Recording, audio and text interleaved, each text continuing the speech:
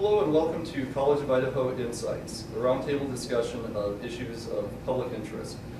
Today I'm here with Jasper LiCalzi from our Department of Political Economy, Megan Dixon, Professor of Geology and Geography, Steve Maughan from our Department of History, and Kerry from the Department of Political Economy. Today we'll be talking about the debate over the national debt ceiling, green energy and whether the government has a role in promoting it, and Newt Gingrich's campaign troubles and what that means for the GOP presidential field.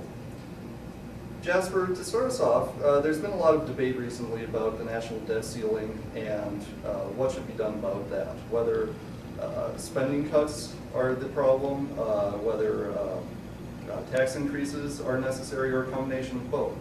Talk a little bit about what the possibility is of Republicans and Democrats coming together for a long-term solution to this and what that would look like. Like cats and dogs living together. Yeah, not that necessary. possible. Lions and lambs. The end of times.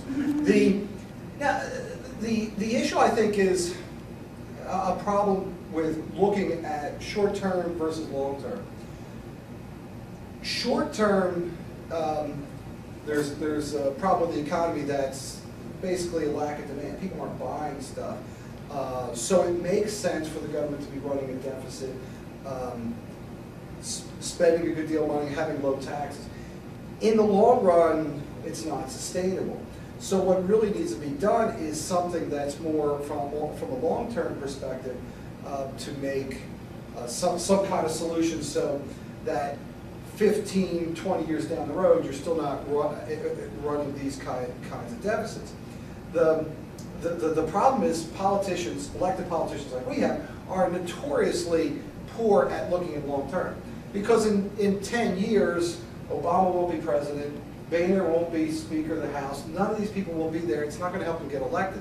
It's hard to come up with solutions, especially which can be harmful, which can cause costs in the short term for benefits in the long term. It doesn't make sense. But I don't see any benefit at all in the current time of cutting spending or raising taxes in the short term. All that will do is just hurt the economy currently. And people are talking, oh, we need to have spending cuts now. I have never seen any type of theory, proposition, anything that says government cutting spending creates jobs. No.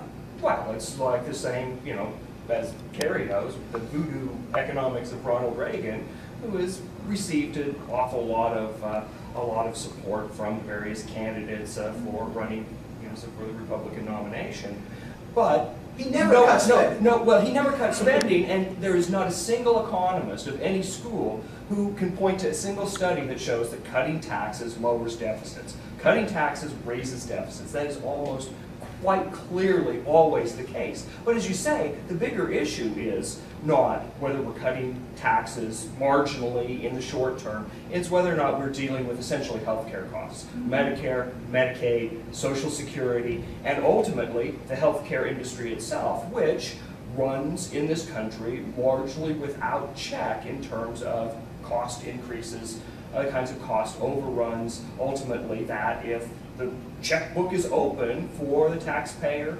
and for those who are insured to pay, will continue to increase at excess of inflation rates, and that's that's the core problem. But how long can I agree that long term is definitely the biggest concern, but I think that's partly what the Tea Party types are all concerned about, right? Long term, you can't keep running these sorts of deficits. We've been doing it for I don't know how many years. Well, not that long. 10 years. That's it. 10 years ago, we were running surpluses, and I think what changed that were massive tax cuts. But also, they threw out a process that Republicans and Democrats came up with in the 90s. It was called pay-go. If you wanted to cut taxes, you also had to cut spending. If you wanted to increase spending in one area, you had to cut spending in someplace else.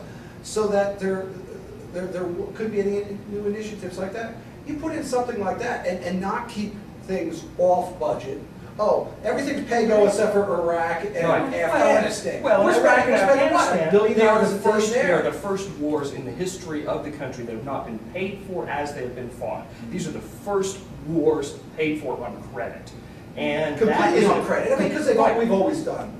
Well, exactly, but there have always been tax Greenbacks, increases. things like But there have that. always been tax increases. There have always been Asking bond people issues. to- There have always been requests of the citizenry as a whole to, in fact, sacrifice in order to carry forward, right, sort of, war. And this is the first one where it hasn't happened. And I think the other problem that's coming up is there's kind of a mismatch of metaphors when people think about the debt ceiling or what we're paying for, what we're not paying for, and even healthcare. Because you hear a lot of people say, and even Republican candidates, families, if they're in debt, cut their spending, right? They figure out how to make things work. But a country, a national economy is not a family, right? And that's a mismatched metaphor. And so then people don't apply the same thing to healthcare, as you were saying, right? So it's that the incentives are to give people as much care as possible and not ask them to think about what they really need and what's essential. If a family's cutting back and doesn't pay little Johnny to mow the lawn, that doesn't mean that little Johnny then starves, right? Because he doesn't have it. But it's kind of hard to tell that to people who see Greeks, Portuguese, I mean, the pigs having the same problems as families because they have been running deficits. But that's just it. Families do run deficits. This is the biggest And bunch they of even crap tell I've you. ever heard. He said, well, family has to balance a budget. Really? You don't have a mortgage? You don't have a car payment? You don't have a car? That's garbage. It's the same thing with the state. Oh, the state has to run a balanced budget. No, it doesn't. What about state bonds? What about municipal bonds? So are you saying what happened with the European countries who are in trouble because of debt is all garbage? No, except see, the other piece we're leaving out is the financial markets. And I mean, I follow a little bit of this, and there's so much wacky stuff that goes on in there. I heard a whole program about bankers located in the United States who played with Greek debt and thus hastened the fall of the Greek economy. So that is not really being discussed And those anymore, people aren't right? playing with American debt? Oh, yeah, they Yes, did. they are, and they're also not being essentially Yeah. taxed on it. I mean, this is in all of the Obama stimulus, so-called, which was of course obviously Bush stimulus to start with, and in the financial reforms, one of the things that we have not seen reformed is in fact controls over and in fact taxation of the financial services industries, and these are the places that are driving forward these imbalances. Yeah, So I didn't hear into anything crises. suggesting that the U.S. is in stronger condition to continue to run these kinds of deficits than those countries who did literally go bankrupt in Europe. Well, you can't, it's comparing Portugal to the United States is like, they're like South Dakota or something. I mean, Convince a Tea Party person that that's the case. what, that we can't go bankrupt? Sure we can, but in the short run, you want to run deficits. You want to get stimulus in the economy. You want to have demand. You have to create demand some way. And I want to get back to one thing Meg was saying I think is really important is this was a financial crisis that went into the regular economy. We did not have the type of firewall to keep it within just the financial industry. And really didn't have many things part of it caused with the bubbles for the dot-coms in the 90s, and then for the housing bubble, that we let too much of the financial industry drive the whole economy, even though it's a very small part of the economy. And people aren't talking about that enough anymore. I mean, I think the thing about the discussions that some Tea Party people have, because I know it's a very diverse group, they talk about the economy as though it were a 19th century supply and demand economy, and not enough people are trying to get their heads around the financial system, because it's weird, and there have been multiple books about it, people cover it, but it's not making it into the broader political So discussion. back to the original question, Jasper, what's the chances of this Congress dealing with this in a meaningful way? I think they raised the debt ceiling. I mean, no one's that stupid. I should say no one. But there is not a majority of Congress. There are only 20 people who are stupid enough. Maybe 40. Maybe. There's not a majority of There's not a majority of Congress is so stupid not to raise the debt ceiling. But how do you come to something? The more I've been reading and hearing things from Eric Cantor, complimenting Joe Biden, kind of kidding about Joe Biden too, saying they're working together to come up with something. He says, well, yeah, he really runs a meeting, but he doesn't talk a lot. So when you hear that kind of talk that without the real almost hatred to each other, that there are some of the smarter folks coming to it, and I think they will come up with something, and something, again, that's going to work in the long term. Like Medicare, you have to do something, going to vouchers and stuff. We'll see about that. Yeah, Well, we'll see it'll be about that. interesting to see how that debate shakes out over the coming weeks. Another issue that's been in the news recently has been green energy and whether the government has a role in promoting that at the local level, state, or national level. Does the government need to do anything to promote green energy, or is that something that's going to happen naturally as researchers and energy companies find out more about green energy? Well, the government has been spending enormous amounts of money on wind farms, on turbine technologies, on gasification of coal. It's just that it's the Chinese government that's been doing this, not the American government. And that's the enormous problem. The reason, for example, that we have something called Silicon Valley, which led the entire technological revolution of the 80s and the 90s with the rise of the microchip, the computer, the internet, is precisely because of government expenditure in the 1960s, scientific initiatives, the space race, and military spending. And it's that kind of forward-thinking government investment in technologies that transformed the very nature of a technological sort of landscape. Is this an opportunity that Obama missed when he did his stimulus package at the beginning of his administration, where he didn't focus enough on green energy kinds of things?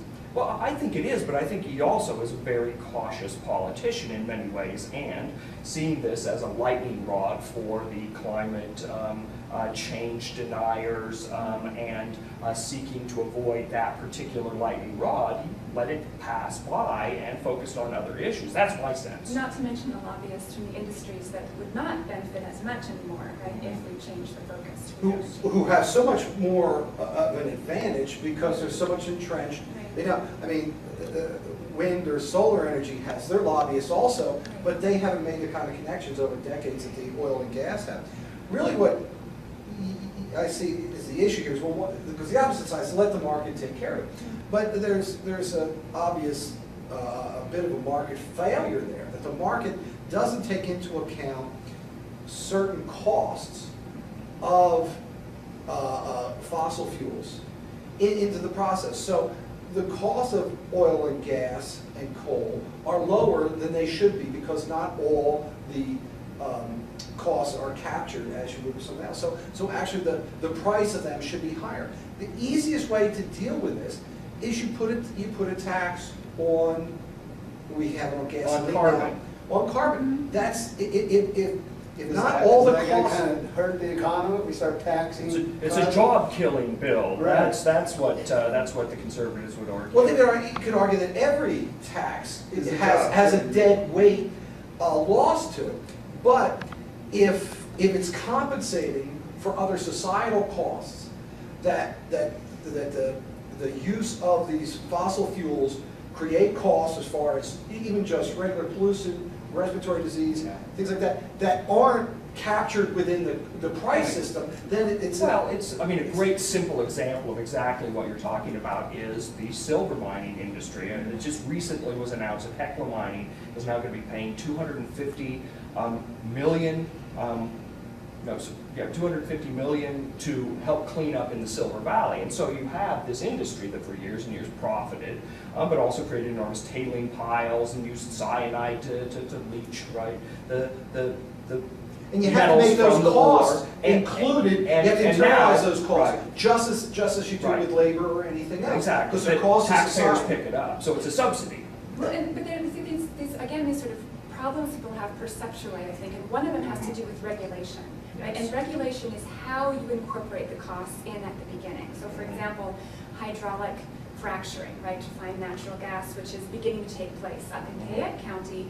We don't have regulations in place in Idaho because that industry hasn't been here to avoid the afterward costs. You need to have regulations up front, so you require the companies to take proper precautions. And the other thing, but it might even segue us into more politics, is I think there's a really unfortunate, I don't know how many years it's been going on, a really unfortunate antipathy to anything federal, right? That's sort of in the air. And I even heard one description of the upcoming presidential election as going to be sort of focused on being anti-federal from the Republican side. And that misses the fact that the federal government level has been involved in creating all these infrastructures that now underpin our economy, right, in the West, like irrigation, for example, or the entire dam system of the Bonneville Power Administration. And to go back to China for a second, if you look at what China is doing in green energy, they're going to be the ones selling it to everybody. They probably already are selling it to everybody. They're ahead in solar. It's interesting because they're selling that, they're not using it as much themselves, which is because they're between their air and now they're destroying the rivers and their drinking water. It's amazing how their industry can be so green. And we're developing all this stuff, but here, you guys use it. Well, they just need more power than they can deliver out of the technology, the green technology can deliver at this point. I mean, they're both growing very rapidly. It's just like coal-fired power plants are growing very, very rapidly as well. See, the question, the big issue just hit the paper today is with wind power here in the Northwest is, and we have all this snow up in the mountains, so we have all this hydropower, which is green as far as carbon, and they're telling them turn off the turbines, the wind turbines, turn them off during the night because we're not using them. Part of the real problem we have is transportation. Yeah. And how lack do of you storage. The lack of storage, which is really difficult to do. But can we get? We have too much electricity production here. Can't send that to Las Vegas, to California. I mean, people stay up at night. As compared, see, I know it's like, I found it interesting. I said, well, we don't need this at night. We don't need electricity. That's because Idahoans all are asleep at night. So let's send it to Vegas because other people are awake at night. Got to run those neon signs somehow, exactly. right? But like that's the two things I think people need to come to grips with. Is one of them is real regulation that incorporates those costs. And the other thing, and I don't know how it's going to happen in the current climate, is facing up to the need to recreate that infrastructure, right? Because transmission lines that can handle all of this. And people are supporting until, whoa, you mean it's going to come through my yard? Mm-hmm. No, or it's going to come close to me, then I'm against it. The nation's transmission system is completely archaic. Well, and it's also, again, because it's not a national system, Texas has its own, and everyone, it's split up that way.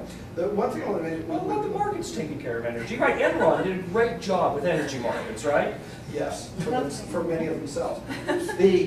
But one of the issues with regulation is it tends not to be efficient. It's not the most efficient way to do it. That's why a tax, you add the price in there, then me as a consumer can say, you know, I'm still going to use that gasoline in my car because I just love my car.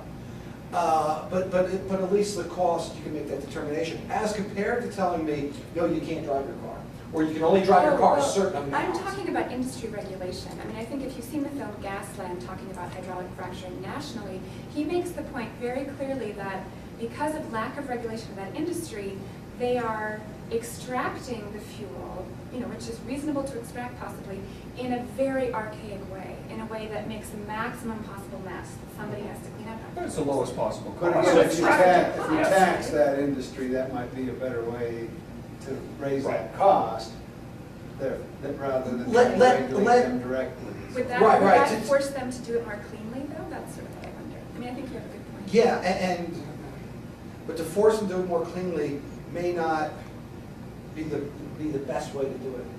That we get too much cost. What I'm saying is the best way as far as what we get for the amount of cost. The problem, of course, is that you don't know what the real cost is because the environmental costs themselves do not manifest themselves clearly in many cases for decades. And that's why I wonder if taxing is a way to deal with environmental costs. Because why will they really do it? Well, one of the biggest problems is polluting drinking water. Right. And that has to be a big issue. But You don't like it when your tap water spontaneously lights on fire? it's convenient. Yeah, It can be. Well, Well, you save money on electricity. But part of the problem with that is you have kind of the tragedy of commons problem, because it's a commons. The water. Who owns that water? So I always tell my students is you wouldn't dump How come a factory can dump stuff up in the air, but they can't take a truck and dump it in my backyard? Because I own that.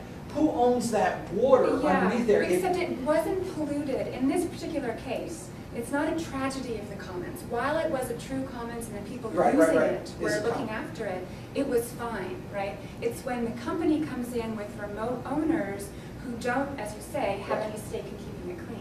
And that seems like a proper regulation. But all they own are the mineral rights. They don't own the surface. Right, but who own, but if you have individuals who then could sue the company, or keep them from, again, this company couldn't dump this stuff in my backyard. Why? Because I own this backyard. I can stop them from doing it, but do I own, how can I keep it? If they pull a truck up to my yard and start dumping stuff in there, I think I can stop it. Well, it might be interesting to look into, because I think it's happened, and people haven't had any recourse. They've attempted and they haven't had any recourse. I mean, I think that, again, that's why. Yeah, but I think the problem, is it is a common, and it's the same thing with the ocean. Why dump stuff in there? Because no one owns it. Well, we'll have to return to this issue in the future, but I wanted to wrap up by talking a little bit about Newt Gingrich's campaign and some of the problems that he's having right now.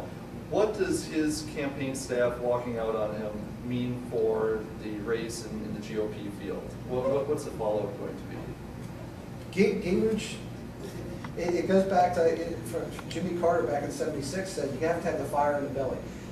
If you go on a week and a half cruise in the Mediterranean right after you know, that doesn't show real fire in the belly. What I love about Gingrich is he's a real man of the people, obviously. He takes a cruise to the Mediterranean. He has a $500,000 bill at Tiffany's, and he's up there talking about, well, I'm going to really work to get people jobs. Really? You really feel that? He slept with all of those women because he loves America so much. That is precisely what he said. It's so, you need to have someone who's newer. I don't think he was much. He never was in the game. I don't think seriously.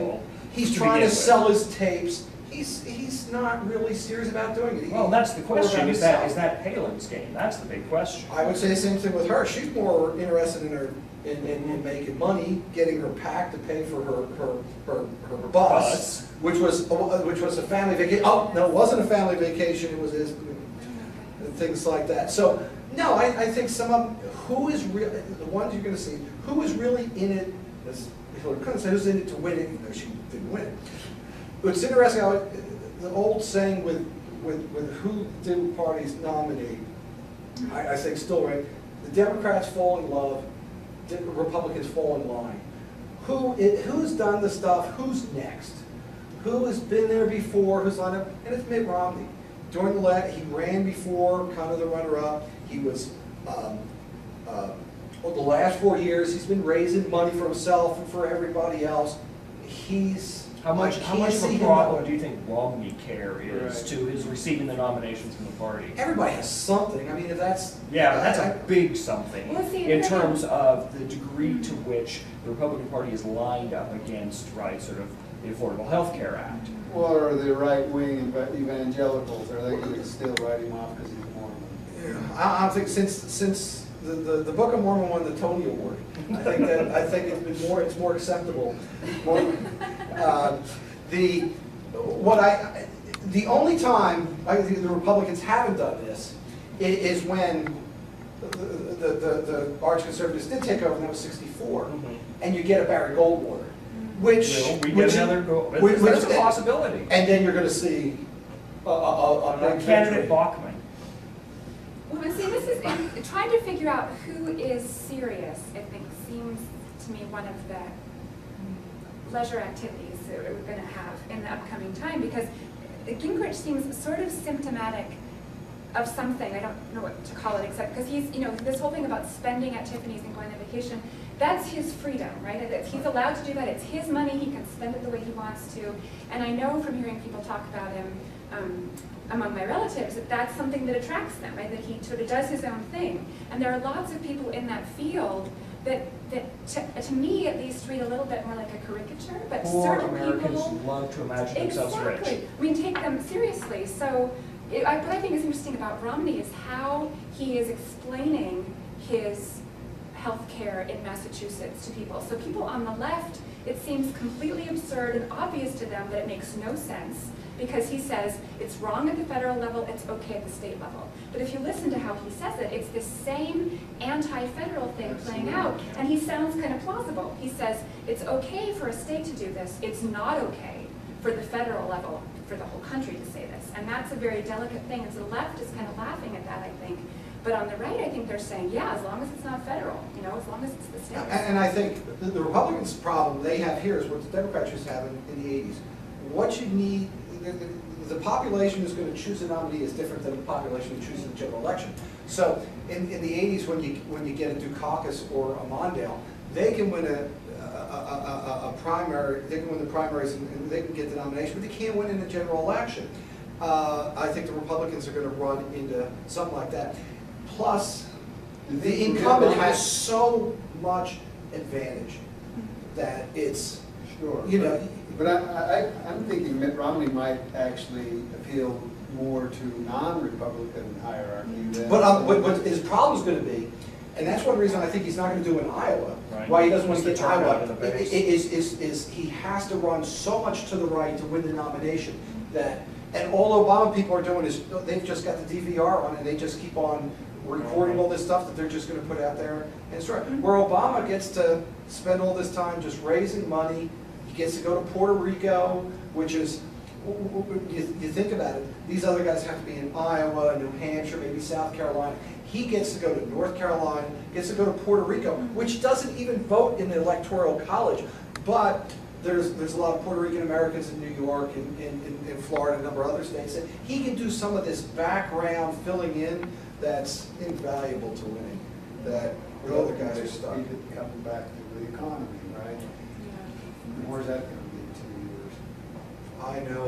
If I knew, I wouldn't be sitting here. I'd be shorting along or something on something. Well, thank you to everyone today for participating in the discussion, and thank you to our viewers. You can find more episodes of College of Idaho Insights on our YouTube channel at youtube.com/goyotes, and have a good day.